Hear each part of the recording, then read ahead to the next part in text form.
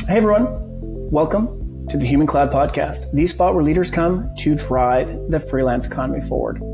So today we have Stephanie Nadi Olson. Stephanie is the founder, the OG of We Are Rosie.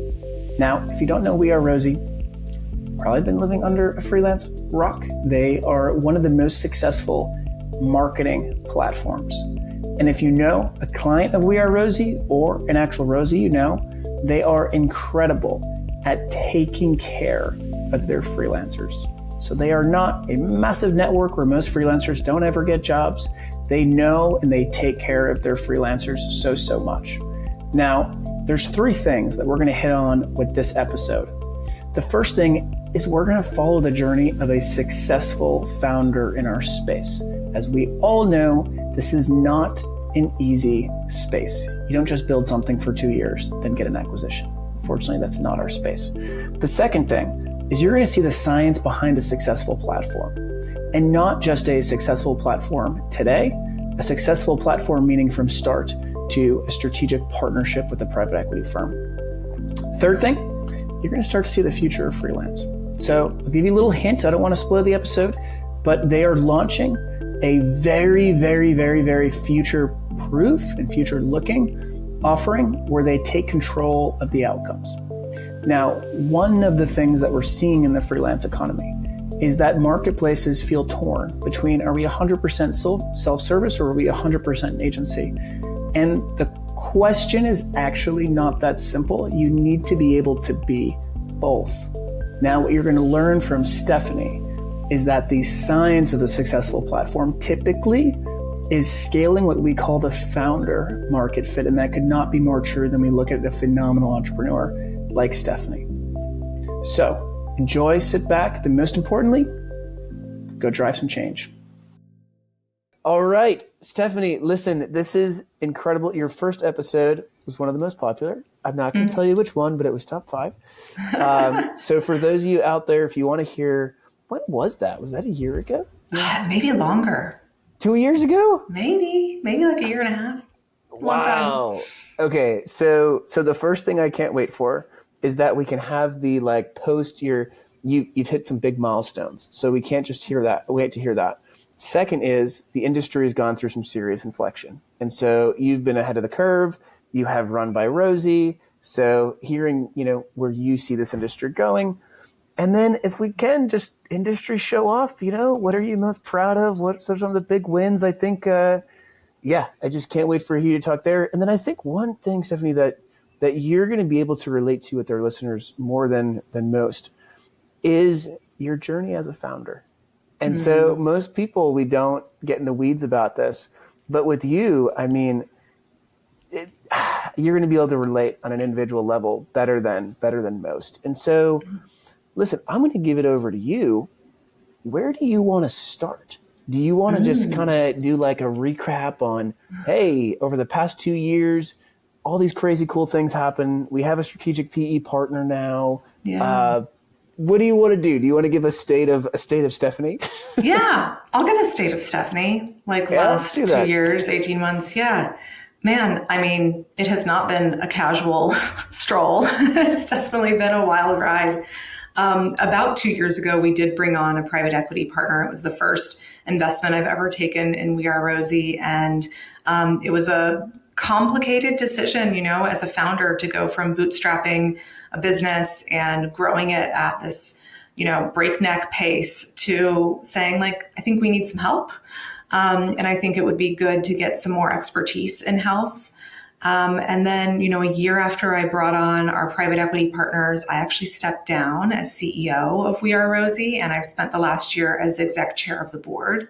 So really settling into my new role and position, I feel very settled now, a year in, and it's been incredible and a lot of founder stuff. It's just, figuring out one thing you've never done before at a time. And sometimes they come at you fast and furious and you're figuring out a lot of stuff you haven't done before in a week.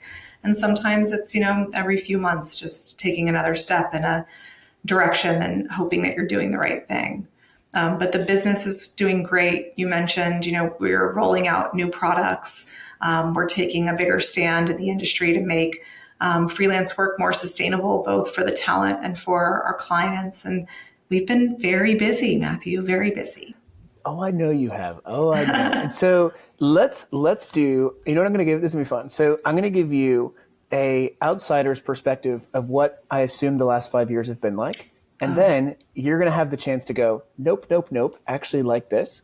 Yeah. And then we're going to arrive at where we stand today and everything you've learned and where the industry is going. And so from my perspective, someone like you could have easily been a GM and plus at Microsoft, because we both have the Microsoft alum. Yeah. But you were able to identify a problem within marketing and the ad side that you uniquely knew that you could solve. And so you spent the past 5 years uniquely enabling access to a new channel of talent, meaning a whole new channel that prior was hard to find, people didn't know how to work with, and you were able to organize that and mobilize that so that companies could have this new, fresh source of talent.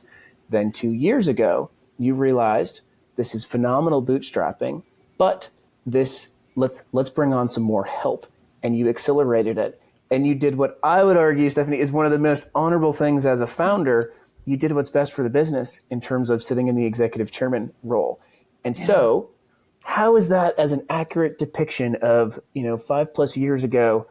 There seems to be lack of visibility, lack of access with a specific source of talent. We're going to free that. We're going to enable every company to have access to this talent channel. And you figured it out. And then you took on the strategic PE partner, which meant, okay, time to scale this to the world. But how is my correct me? Listen, broad strokes, like you've nailed it. And I think there are really two sides to the problem that we're solving, and good thing we're a marketplace. But on one side, it's access, just as you said, right? How do brands, nonprofits access this fragmented freelance world, right? And how do they do it in a way that doesn't feel overwhelming or scary or super time consuming and risky? So that was one side of it. And then on the other side of it, for all the people that want or need to work freelance, they needed opportunity, right? And so I think of We Are Rosie as an access and opportunity engine for everybody, right? Like we're giving our clients an opportunity to work with this brilliant talent. We're giving our talent opportunities to work on some of the coolest projects in the world. So I actually got to see some of the work of our Rosies this week in South by Southwest in Austin. One of our Rosies did this incredible experiential event for Delta. I mean, it's amazing to be able to give people that would never have access to working on a brand like that or to such a high visibility project. I mean, it's a physical manifestation of all of their creative work to be able to bring that to life. And so it's a gift to get to do this work. But, as you know, Matthew, there's so much opportunity here because more and more people are opting in to working this way, and more huge global corporations and smaller companies and nonprofits are trying to figure out how to navigate all of it and how to integrate this talent into their systems. If I were to break it, if I were to say, hey, there's these 3 potential challenges: find good talent, organize good talent, help clients actually work with good talent. If I were to break up those 3, right? Do you feel like you're solving all of them? Do you feel like now freelance is enough, that the sources of talent is enough and you're simply just trying to organize? Do you feel like you're just trying to help clients? Like, how would you break up those 3, businesses in themselves, basically? Yeah, it is. They are really separate businesses. And I think some people do one piece or another. Like we've intentionally stayed away from just being a finding engine, right? Where we're just serving up the talent because our clients are huge brands, right? And they expect a level of service. They expect a level of thoroughness on our end before we put anybody in front of them. So we take the burden. Yes, we do find the talent. We've amassed a community of 30,000 marketers. So we found 30,000 marketers. We're one of the biggest marketing organizations in the world. But then we also organize that talent in a way that makes it easier for our clients to access, right? And that's everything from, of course, resume data. But also we want to know like what kind of projects light you up, what kind of work lights you up, what do you want for the next step in your career? What are your passions, right? Like, do you just love sports? I mean, we want to know that, right? Because we have sporting clients and we have professional teams that are going to want you on their business. And then we're also overlaying it with how do you want to work, or how do you even need to work, right? Maybe you can only work 30 hours a week for whatever reason, or maybe you can't travel right now for whatever reason. And so we're organizing the talent by all of these different facets of who they are, what they've done, and what they care about, so that we can match them to projects better. And then for the third bucket, like we're really able to take on the work for our clients, so that sometimes they may just want us to find and organize talent for them. And they may say, give me a freelancer with this skill set and I'm going to run with it. And I'm going to give them direction and help them be successful within our organization. But over time, we've seen clients come to us more and more and say, we trust your talent. We've gotten to know you guys. Can we just give you an entire project and know that you're going to take care of it from soup to nuts for us? And We Are Rosie will actually own the deliverable. And that's the launch of our Run by Rosie product that you mentioned. I'm so excited. We've jumped all the way to the front of this. So I'm going to challenge both of us to go high level, straight to the ground, high level, straight to the ground. And that is going to be when we talk about the client experience. So what you and I both know is that a marketplace in our space is not as simple as Uber, right? Or Airbnb or other marketplaces we can get compared to. We're talking about talent. It's very subjective. We're usually talking about professional service layer or people that are used to just picking up the phone and saying, hey, I need this, and everyone else does the work, right? So with that lens, how have you seen the client adoption / the client understanding? How have you seen clients really, really, really grow and use our space? And then I'm going to give you a heads up. One supporting question I'm going to ask is going to be related to definitions. And so should we stop saying freelance? Does that confuse the client? Do they want to hear it? And then I'll give you some cool database, basically some global data. But so let's hit the head on, okay, what have you seen from the client side? Yeah. I mean, we've seen dramatic shifts in behavior over the last 5 years. So to take it back, when we first launched We Are Rosie, we had to explain who we are and what we do ad nauseum. So we would have a conversation with a client and they'd be like, this is really cool. You should meet my colleague. And then we would go have the conversation and tell them, we're a talent marketplace. We bring together specialists to do project-based work for clients. And they'd be like, nodding their head, this is really cool, great. And then they would play it back to us, right? They'd introduce us to somebody else and they'd be like, We Are Rosie is an agency. We Are Rosie is a consultancy. And it's so interesting. And what I realized in the early days is like, we actually sit at the intersection of staffing, temporary staffing, consulting work, and ad agency work. And so I completely understand the psychological dilemma that people have where they're like, can you just call it one of those things that I already know what it is? And my answer was no, we cannot. We're a flexible talent platform. And what that means is we're getting the best of all of those worlds, right? And we're doing it without the kind of hindrance of having just an FTE employee base, because we have flex talent, right? So we can go up and down and sideways for whatever you need. So that was the early days, right? Where people were just like, I think I get it. I know this is really cool, but I can't place it in my brain. And with that also came, I think, this desire for a greater sense of control. So when we first launched We Are Rosie, our clients were saying, I need to talk to this talent before they come into our organization. 17 other people need to talk to this talent before they come into our organization. We need the most possible reassurance that they're not going to flake, that they're high quality, that they can do what they say they're going to do. And it was new, right? And it was scary. And to your point about definitions, which we'll talk about, I'm sure, freelance had a lot of negative connotations. People were like, are these people lazy? They don't want to work? Are these people can't get a job? They're unhireable for some reason. Why are they doing this? And over time, and with repetition and saying these are people that want or need to work in a more flexible capacity, that are taking control of their lives. They're actually really entrepreneurial and brave to be charting this new course, which are things that you would value in an employee, actually. And they're going to do their best work because we're aligning how work happens with how they want it to happen. And so over time, we've seen this huge shift, right? We've seen clients go from, oh my gosh, We Are Rosie is this flex talent platform. They've got 30,000 marketing specialists. Like, we know what it is. Let's go. Right. And even procurement, if procurement can say it back to you, like you're doing well. And then also it's shifted to where our clients, particularly our clients that we've been working with for a while, are like, I don't need to talk to the talent. Like, we trust you. I'm going to tell you what I need. You tell me who's coming to save the day, and we'll go from there. So it's been a 5-year journey, but I'd say for launching an entirely new category and, expecting and requesting that all of our clients start to think so differently about how work can happen. Like, I'm really proud of us, all of us, clients included, for coming along and trusting it and changing the way that they think about this talent. And they're really excited because they realize the potential of all of these people working in this way. You bring up three really interesting points. And the first is one of the things you've always said is flexible talent, right? So you have always been very good at not getting too nerdy down the freelance route and the tech route, and just kept it at, hey, this is flexible talent. So you've always been really, really good at that.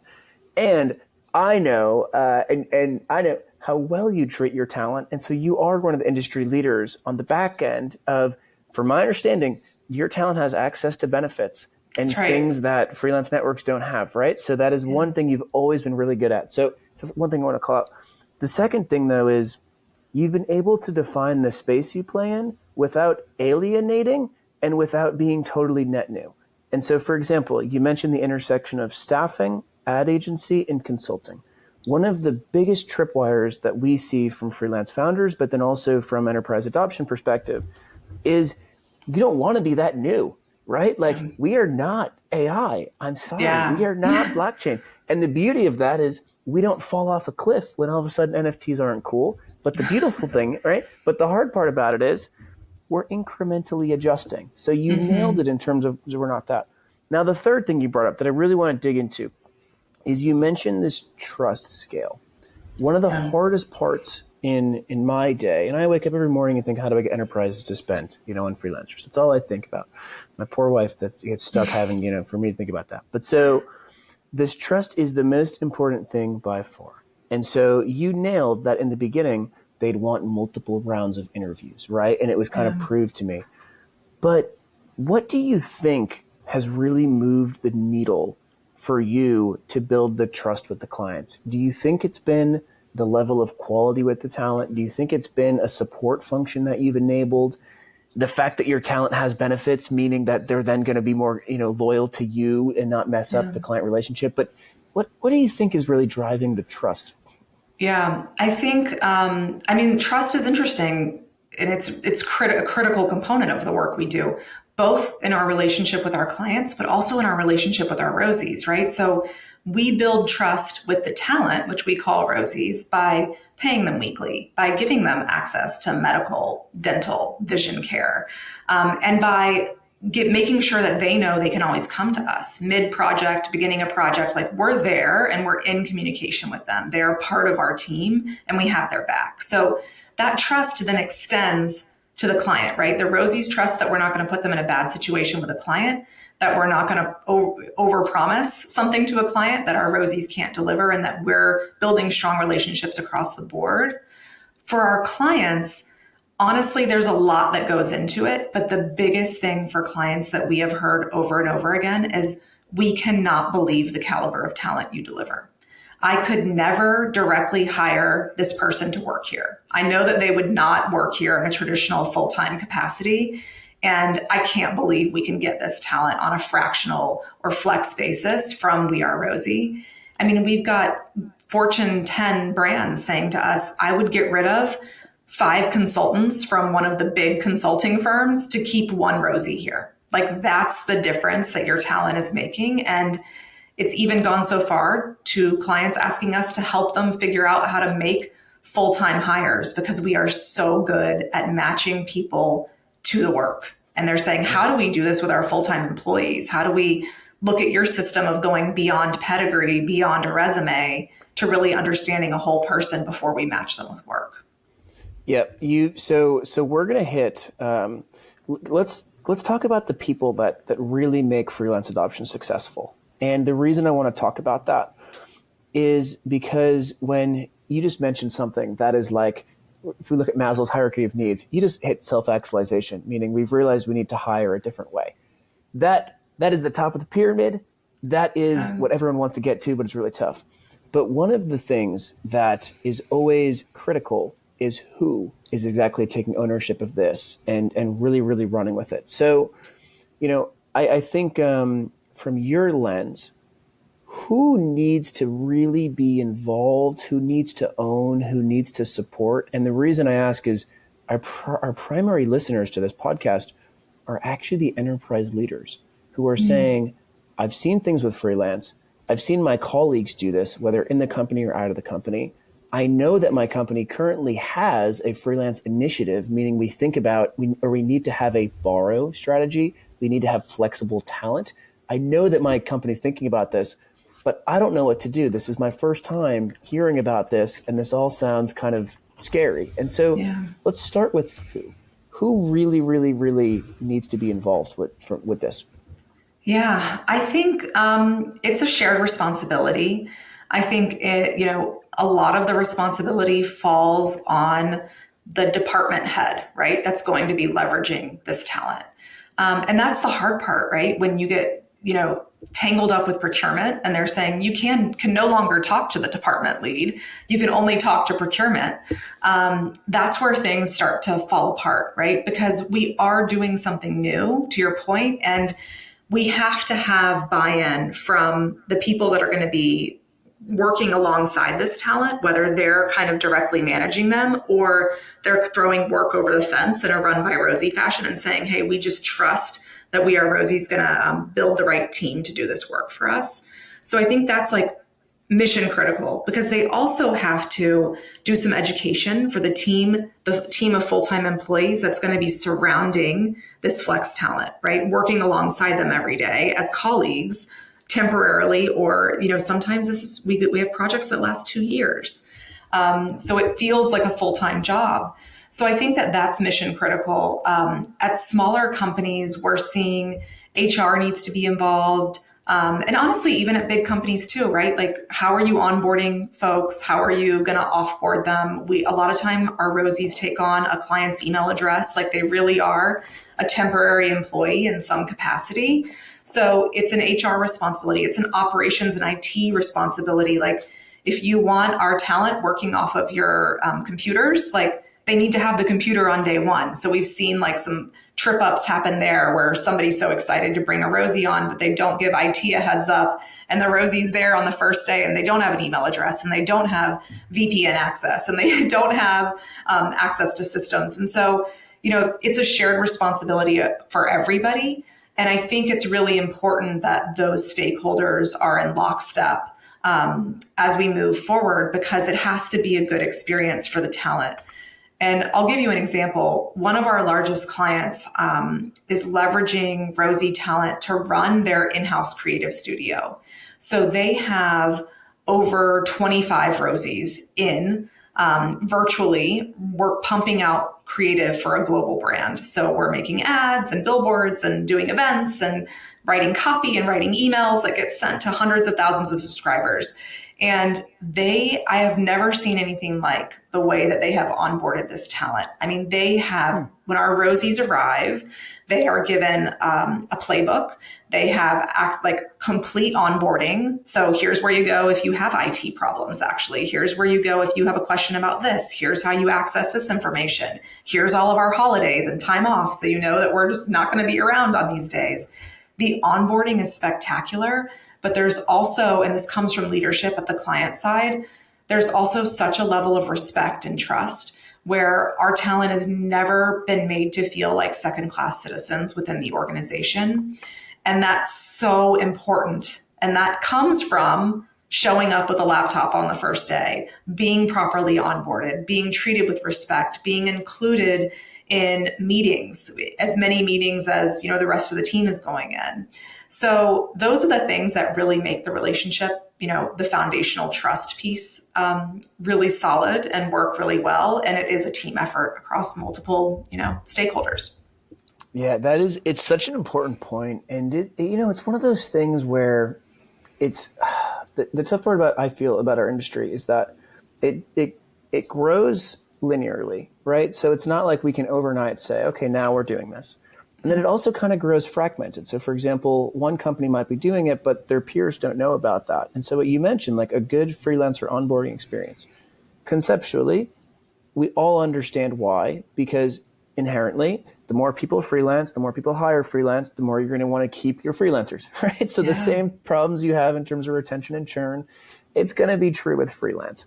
Yeah. Unfortunately, though, there is such abundant talent pools right now in terms of it's generally not the hardest to find pools of freelancers. I'm not saying good ones, right? I'm not saying it's going to be a good. I'm just saying that there's an abundant pool. I have a quick funny story, Stephanie. I released an article and I said there was 435 million freelancers according to the World Bank, right?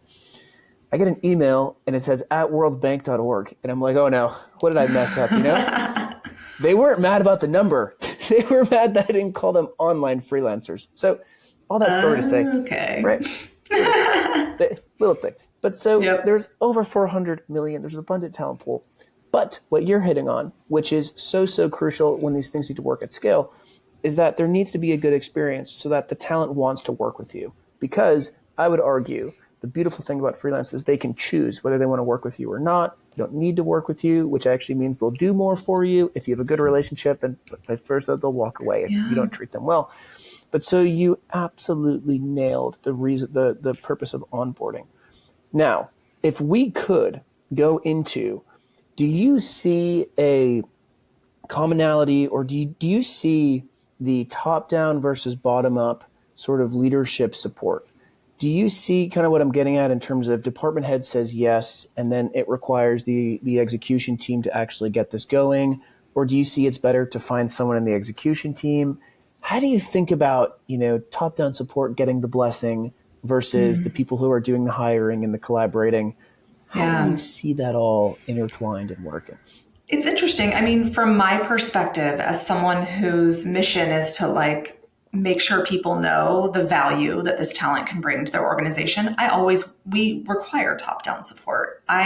Yes, sometimes we have clients where somebody in the middle layer can make the call and bring a Rosie in, but I want our Rosies to have visibility. I want the CMO to know that this work was done by Rosies. When, they're looking across how they're getting work done, I don't want them to mistakenly call us an ad agency or a consultancy. Right? We can do that work, but we're doing it differently, and the nuance is important in how the work gets done because we're trying to change minds about how work can and should happen. So for that reason, I think it's really critical. For the success of a project, I think it's also really critical. I think that everyone needs to understand, particularly if this is your first time on this team or in this department, even if the company as a whole has worked with Flex Talent in the past, but everyone needs to understand, this is our first, journey on this. We're partnered with We Are Rosie or whoever you're partnered with. Our job is to help you make this successful. We're going to give you all the tips on onboarding. We're going to make sure you know what you're getting. We're going to make sure the Rosies are being communicated to, that everybody knows what to expect. But there will be hiccups, right? When it's the first rodeo. And so I think it's important that the whole team is kind of in the same boat about that. And that's actually one of the reasons when I first started We Are Rosie, why we did not own outcomes. So we would not just be a deliverables partner. And my reasoning for that as a founder was, this is something new. And the worst thing that could ever happen to me, and because I believe so much in this mission and changing the way work happens, is that people say, I tried that freelance or I tried that Flex Talent thing and it bombed. And so I'm never going to do it again. I couldn't have that on my conscience. And so it was intentional for us to say, we're not going to own the work product outcome. We are going to give you the best possible talent to do it. And we'll work alongside you to figure out what you need. But ultimately, client, you own the work product. You are responsible for taking advantage of the talent that we are going to give you to get it done. And we did that for a long time, right? Because I wanted people to be invested. I didn't want people to just be like, oh, whatever, let's see what happens. And we needed them to understand that this does work a little bit differently. And it does require a different onboarding. And it does, you just have to think about it a little bit differently from an operations standpoint.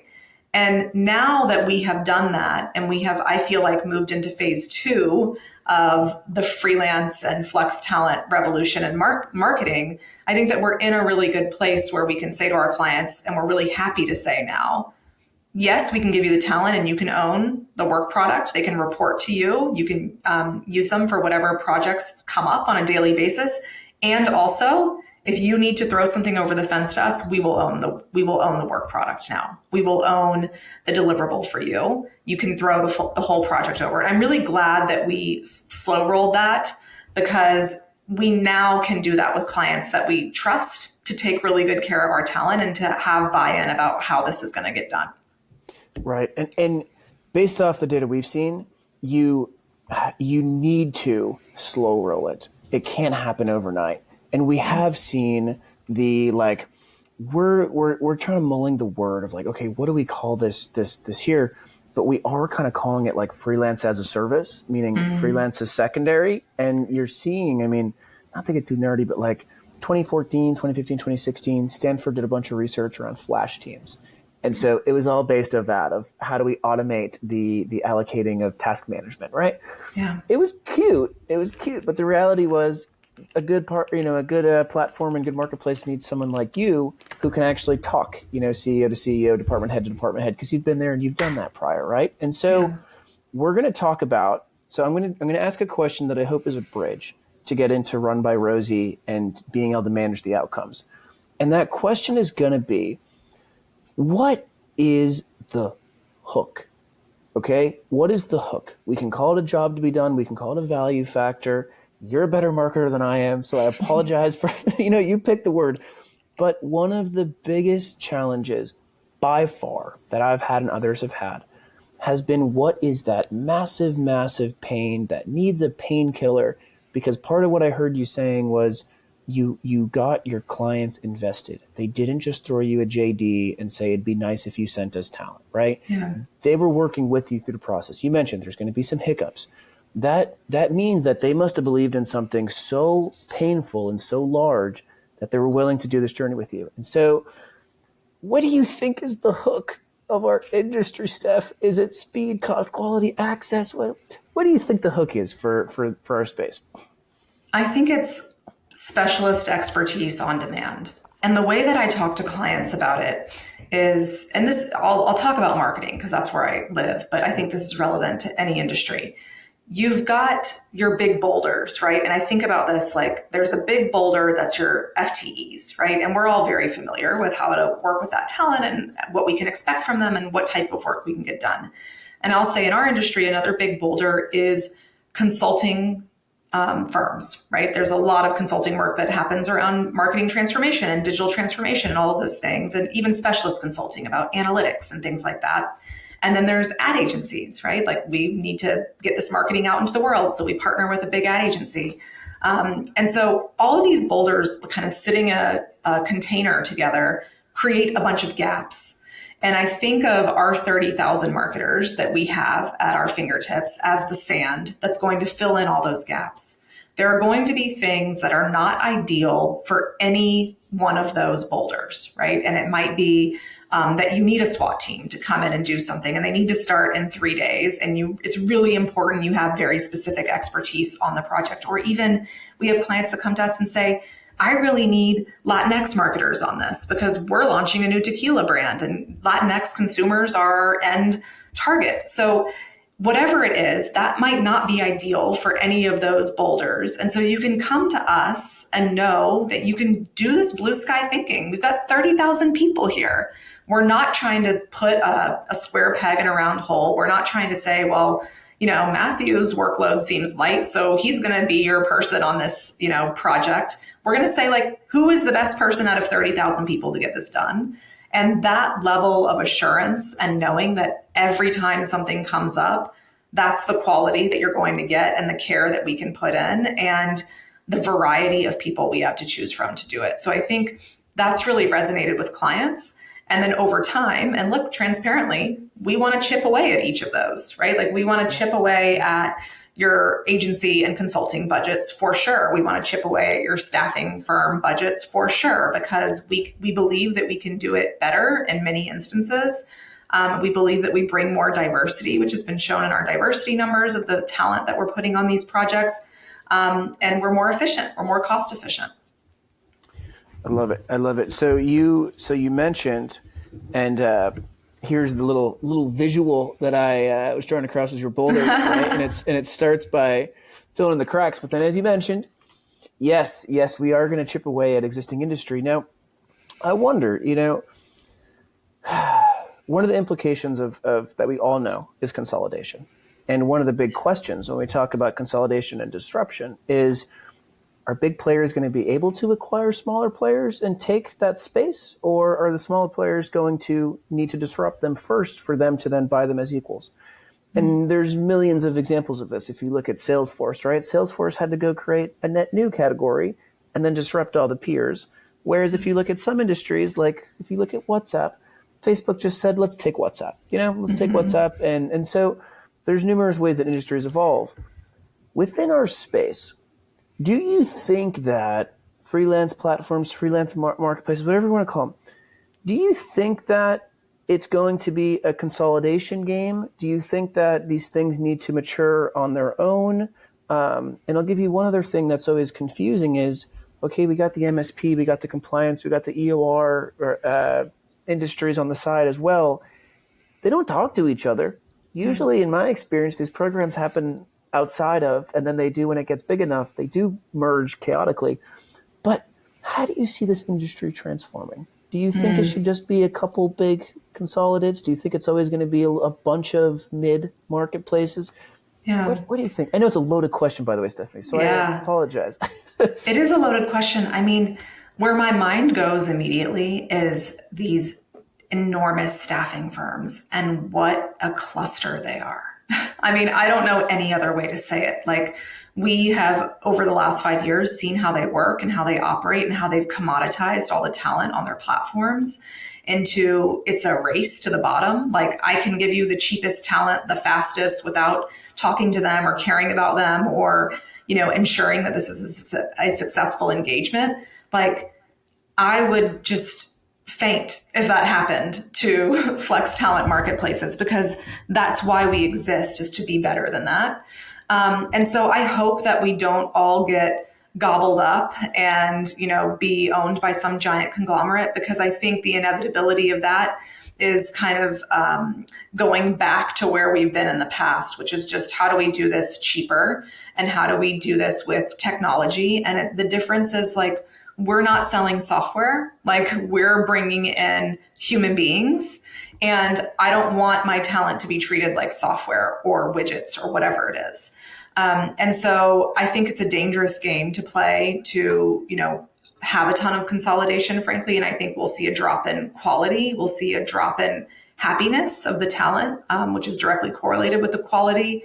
And we'll see, it'll just ruin the name of flex talent, because people will leave projects because they're treated poorly. And, they're not placed on the right projects because you've got one conglomerate that's giving you lawyers 1 second and then giving you a strategic marketer the next, and then giving you somebody to work your concession stand at a stadium, and I don't want that to happen. So I think vertical expertise is really important.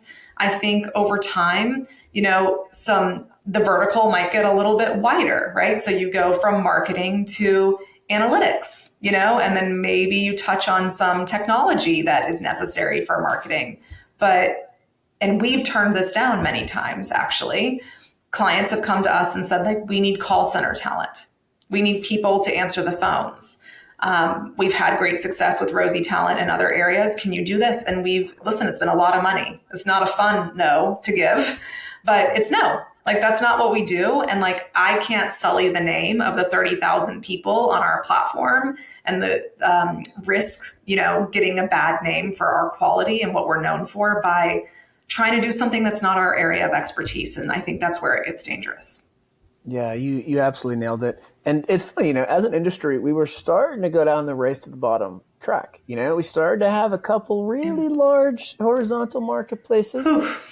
Right? So we were starting, but then thank God for the leaders like you that said, no, screw that. We're going to have, in your words, specialized expertise on demand.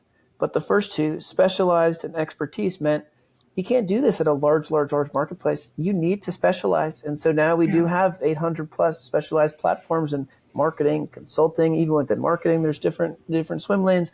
So no, you nailed it. And our industry did say, no, we're not going to do that. We're not going to have this auction bidding race to the bottom. That's not going to be the only way. A mess. So here's the fun. You ready for the fun stuff? Yeah, so I'm ready for the fun. Now we're going to do the show off. I just want you to show off. That's really it. I want you to talk about some of the things that you are most proud of individually, as a company.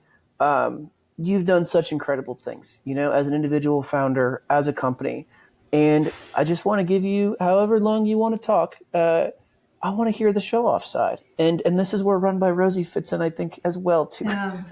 Yeah. I mean, it's hard to take a minute and to really think about all the stuff that we've accomplished as a team. And for me as a leader, I would say in my recent past, well, I'll go back further than that, right? Building this business and proving to this marketing industry that there's a better way to get some of your work done. Not all of your work done, right? But there's a place obviously for FTEs and for agencies and consultancies, but there's a lot of room for improvement.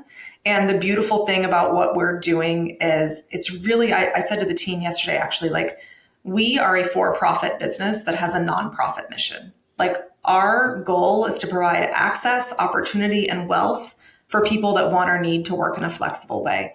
And no, we might not be saving lives every day, although I wouldn't be surprised if we have, honestly, along the way. But we are allowing people to work in dignity and with respect and with a level of joy that they wouldn't have otherwise. So building a company that does those things is fills my cup, right? And just to hear the stories from our Rosies about what they've been able to do. We've got Rosies who say, I'm the first person in my entire lineage to be a homeowner.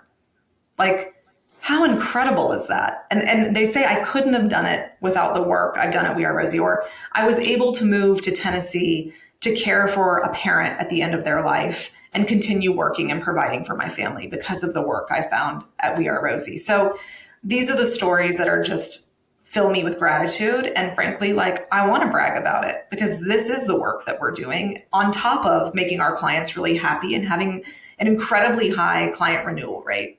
And so that's one piece of it.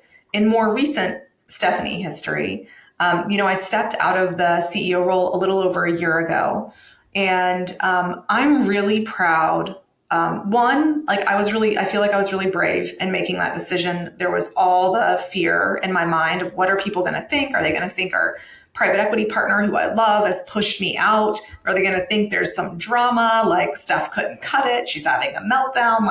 What is it? And that was scary for me because I don't think we see enough leaders just saying I feel whole with what I've accomplished in this role as CEO and founder. And the company needs something different moving forward. And what an honor it is to have built a company that has grown beyond my capacity to continue serving in that role. So I'm really proud that I hired a dear friend of mine and somebody that actually I used to work for to lead We Are Rosie in this next phase.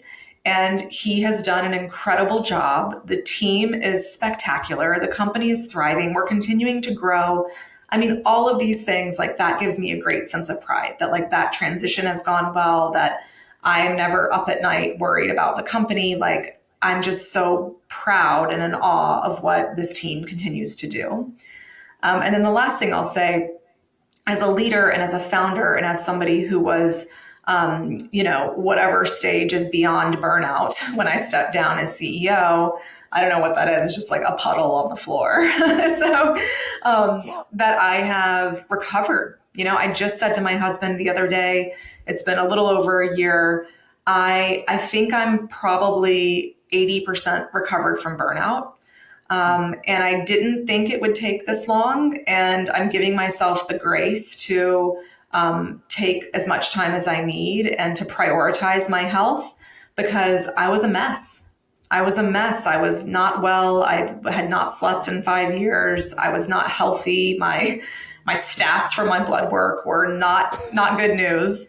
And I was like beyond, and I thought, give me this is not a 6-week thing. This is not like Steph, like take a month off and come back. Man, burnout really, really destroys your body. And so I feel like I'm healthy again. And that makes me really proud and happy too. That, you hit on two things that, I'm going to ask you a super quick question. Do you think there's any other way, Steph? Do you think there's any other way? You're right. There's no other way. And then the second thing is you individually, right? When people ask me what, and because when I go and talk at Georgia Tech, right? There's the MBA students, there's the undergrad students. And usually at first they look at me and they're like this beady-eyed, like, I want to be an entrepreneur. Mm. And I look at them and I just go, no, you don't.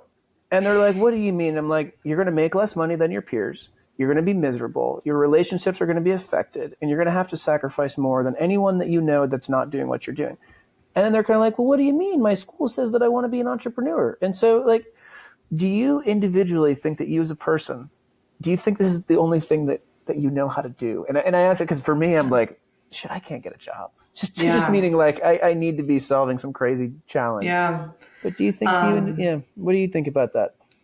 I think it's who I am and who I've become, right? I had a very successful executive career in corporate America before I did this. And this journey has like ruined me for that. Like I'm unemployable. Like I will never work for anybody else ever again.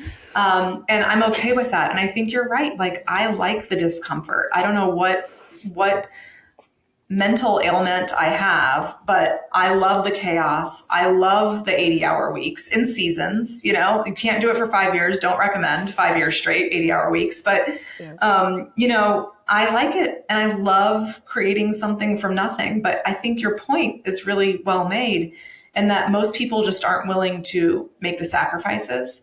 They want all the success, but they don't really understand. Like I missed doctor's appointments for my kids. I missed birthday parties. I didn't know their teachers' names. I, was eating like protein bars for 3 days straight because I didn't get up from my desk. All these things that people just don't really understand how intense it is. And so I think that that's a really good point. Like, are you willing to go the distance? And you've got to be a little bit crazy. Yeah. And it's okay to say no, like with our kids, and I'm interested in how you're going to take this with our kids. When they ask, hey, Dad, what should I be? I'm going to go. It's a lot easier to go. Moms are out. Yeah. Mom's a dentist. She worked really hard to get that. But boy, is she much. I'd suggest that. But what are you going to tell your kids? Are you going to say, hey? Oh my gosh. My girls are 8 and 10, and they have already so much incredible leadership skills. And I tell them all the time, well, so you may change your mind, Matthew, because I'm very much like, we're going to start a business together. Like, what do you guys want to do? And I'm also like, you don't necessarily have to go to college. Like, that like, which is a lot of people are appalled. But I'm like, what do you want to do? Like, I'd rather, if I'm going to be paying for college, like, let's put that money into a business. You're going to learn a shit ton, So I'm open. Of course, I'm not going to force them to do anything.